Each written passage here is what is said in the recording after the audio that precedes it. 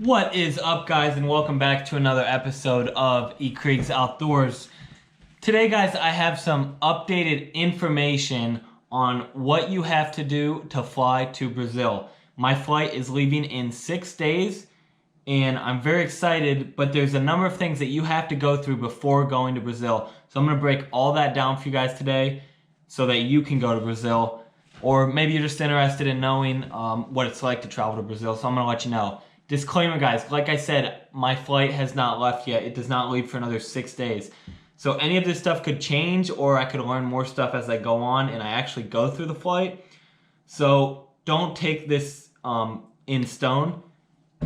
Take it with a grain of salt. And when I actually get there, I'll make an updated video on what it was actually like to travel to Brazil. This is my first international flight ever. I've traveled through a lot of the United States, but I have never been to an international country. I was supposed to go to Costa Rica last summer.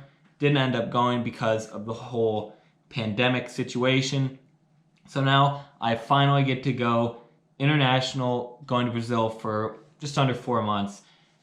And I'm going to walk you through what you guys need to do. Now, obviously, since it's a new country outside of the USA, you're going to need a passport. That is just the first thing that you can't really get around unless maybe you're like the president or something like that, and I'm sure he has a passport. So, other than a passport, now a lot of people, depending on how long you're going to stay, you probably won't need a visa. You don't need a visa for Brazil if you're staying up to 90 days. If it's more than 90 days, you're going to need to get a visa, and I talked some about that 2 videos ago, and you can check that video out if you'd like. Or you can just go online and look up the visa requirements for Brazil. It'll come right up. So I have a visa because I'm going to be there longer than 90 days. Now, Brazil is currently open, and the only places that it is closed to, this is on Delta's website. It says flights arriving from the United Kingdom and South Africa, sorry. It's in South America, obviously. Flights arriving from the United Kingdom and South Africa are suspended until further notice. Additionally, passengers who in the past 14 days have been in or transited through one of those countries are not allowed to enter or transit the country, except for Brazilians born or naturalized, immigrant with permanent residence, yada yada yada, and like people connected to Brazil. So obviously, if you're from the United Kingdom or South Africa, you're going to have a harder time getting there. I'm not really familiar with that situation. It's related to the pandemic. And I think there was another thing I saw on a Brazilian government's website about restrictions from Northern Ireland as well. So if you're from there, look into that. Other than that, it's open to everyone else, and you don't have to quarantine when you get there or before. The next thing, connecting flight information. There's no restrictions on where you're landing or connecting flights as long as you're not landing in the United Kingdom or South Africa. And as long as you stay at the international airport and have a ticket for onward travel, you can keep going and make it into Brazil. The next thing is quarantine. So it says on Delta's website that if you're from Great Britain or South Africa, then you have to quarantine. So if you arrive from there, then you have to quarantine for 14 days. So it's not closed from there. You can come from there. I don't think it said they don't have flights from Great Britain or South Africa, but say you fly from Great Britain to, I don't know, like Paris, and then to Brazil. Then you have to quarantine for 14 days. And the one thing that is required is a negative COVID-19 test result. Now this has to be a certain type of COVID test. It has to be a negative COVID-19 RT-PCR test. Now, this is not the rapid test. This is like the nasal swab test. And it has to be performed within 72 hours prior to the moment of boarding. Result is required to enter the country. So, 72 hours before your boarding time. And this is for your first flight, not your international flight. So, I'm flying from Columbus to Atlanta to Sao Paulo to Curitiba. Before my first flight from Columbus to Atlanta, within 72 hours of the boarding time of that, I have to have taken and received a negative COVID-19 result from the nasal swab test. That makes it a little tricky. My flight's on a Monday, and I'm going to get this test on Friday afternoon because a lot of places like my local health department doesn't work on the weekends, or they don't, at least they're not open to analyze the test or whatever on the weekends. It would be cutting it close to get that result on Monday morning, so I'm going to go through CVS instead, and they will have it in 1 to 2 days, they said. So I am a little nervous about that. Hopefully there won't be any delays on it, but I spoke to some people at CVS and they said I should without a doubt have it 1 to 2 days, be fine. So that is the one thing you got to get taken care of. You have to get this COVID. Make sure it's an RT-PCR test. It can't be a rapid test before going. You also need forms of health insurance. All travelers, foreigners and nationals, must present a traveler's health declaration filled out in print or digitally, agreeing to sanitary measures that must be complied with during the traveler's time in Brazil.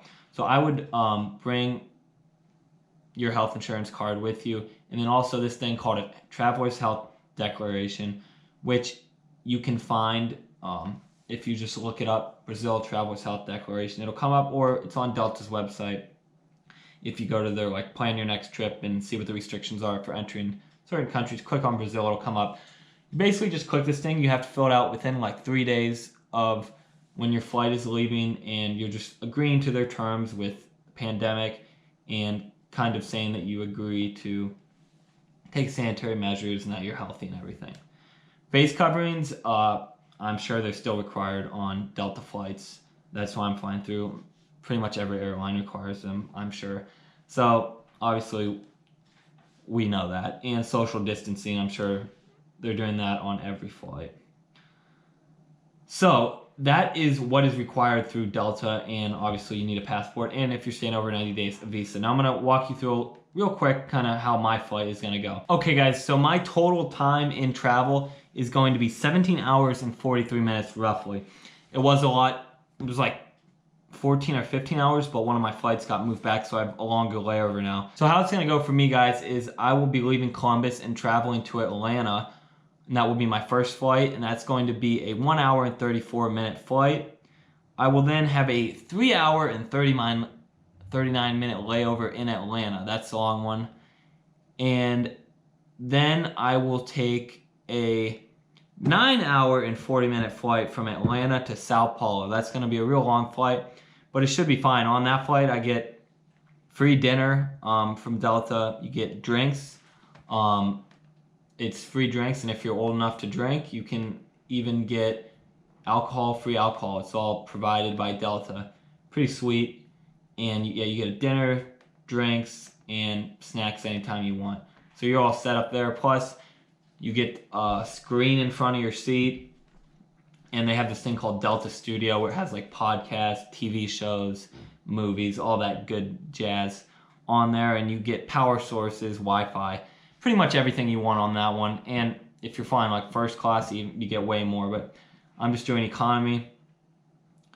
Then I will have a 1 hour and 45 minute layover in Sao Paulo, and my final flight will be from Sao Paulo to Curitiba, and that's 1 hour and 5 minutes, accounting for a total flight time or total travel time of 17 hours and 43 minutes if all goes well. So 3 flights, guys, going to be a bit confusing. I'm pretty sure when you fly on an international flight that your checked bag usually just goes straight there. I don't think it stops and transfer. Actually, I can't remember how they... There's something where your checked bag doesn't take the same route that you do a lot of times. I'm not sure about that, but that's what I've heard. I will confirm that later after I do this. So that's what's going on with me, guys, and that's what the flight is going to look like going from Columbus, Ohio to Curitiba, Brazil. So it's going to be definitely a long day. I'm leaving on March 8th. I'll have to get up real early in the morning. It's about a 2-hour drive to Columbus, and I won't get there until roughly 8:30 the next Tuesday, March 9th in Brazil. Difference is 2-hour time difference. They're 2 hours ahead of us. So it's 12:47 here right now. It'll be 2:47 there right now. So that's about it, guys. I hope I answered your questions on what it's like to book and travel to Curitiba, Brazil, what you need preparing for your flight, And again, I haven't flown there yet, so take this all with a grain of salt. Just trying to help you guys, keep you updated, and give you some information. Remember, guys, to keep traveling, keep adventuring, and just keep doing awesome stuff, guys. I'm pretty excited for this trip. I'm going to be making videos my whole time down there. And hopefully it goes great. Drop a comment below where you hope to travel to next, guys. Keep adventuring. I'll see you on the next episode of E Kriegs Outdoors. Peace, y'all.